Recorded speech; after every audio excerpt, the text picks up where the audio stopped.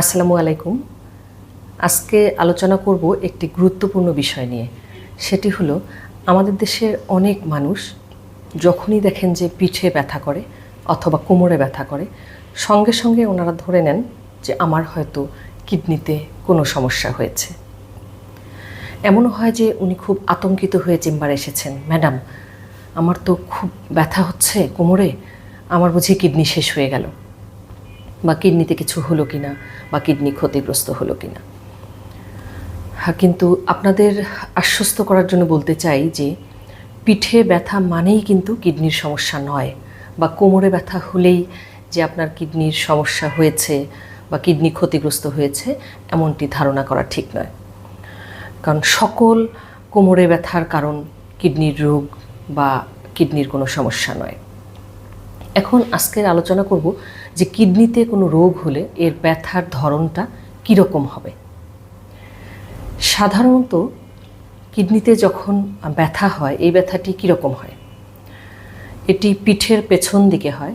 পাঁজরের যে আমাদের হাড় আছে, ওই হাড়ের নিচের থেকে শুরু হয় এবং মেরুদণ্ড থেকে একটু সাইডে এই জায়গায় সাধারণত শুরু হয়, এবং এই জায়গায় ব্যথা হয়ে কখনো কখনো এটি ছড়িয়ে যেতে পারে আপনার নাভির দিকে অথবা তলপেটের দিকে। কিডনির রোগে ব্যথার ধরন আমরা যেটাকে বলি মেডিকেলের পরিভাষায় কনস্ট্যান্ট ডাল অ্যাকিং পেইন থাকে, মানে একটি মৃদু ব্যথা, এটা ক্রমাগত হতে থাকে, অস্বস্তিকর এক ধরনের ব্যথা হতে থাকে। আর কখন ব্যথা হয় কিডনির রোগগুলোতে? বেশিরভাগ ক্ষেত্রে যে সমস্ত রোগ কিডনিকে হঠাৎ করে এফেক্ট করে বা অ্যাকিউট কন্ডিশন আমরা যাকে বলি, সেই কন্ডিশনগুলোতে সাধারণত ব্যথা হয়। ব্যথা কী কারণে হয়? একটি হলো যে হঠাৎ করে যখন কোনো রোগ কিডনিকে এফেক্ট করে, তখন যদি কিডনির যে কাভারিং বা ক্যাপসুল আছে, সেই ক্যাপসুল যদি স্ট্রেসড হয়ে যায় বা টান টান হয়ে যায়, তখন ব্যথা হয়।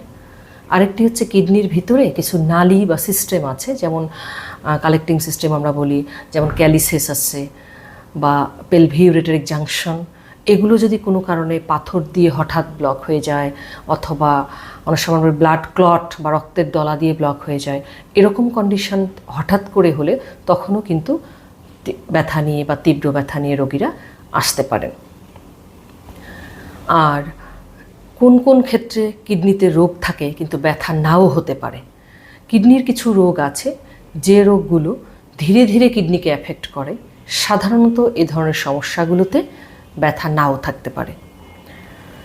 যেমন ধরুন, আপনার যদি কিডনিতে টিউমার হয়, এটি তো ছোট থেকে আস্তে আস্তে বড় হবে, ধীরে ধীরে বড় হয়ে এটি কিন্তু তারপর কিডনিকে এফেক্ট করবে। তো ইনিশিয়ালি বা কিছু কিছু ক্ষেত্রে এরকম কিডনির টিউমারের রোগীরা দেখা যায় কোনো উপসর্গই থাকে না বা কোনো ব্যথা থাকে না। এরপর যেমন কিডনির টিবি যদি হয়, টিউবারকুলোসিস বা যক্ষ্মা রোগ, আমরা অনেকেই ভাবি যে এটি শুধুমাত্র ফুসফুসে হয়, তা কিন্তু না, এটি কিডনিতেও হতে পারে, তখন ব্যথা নাও থাকতে পারে।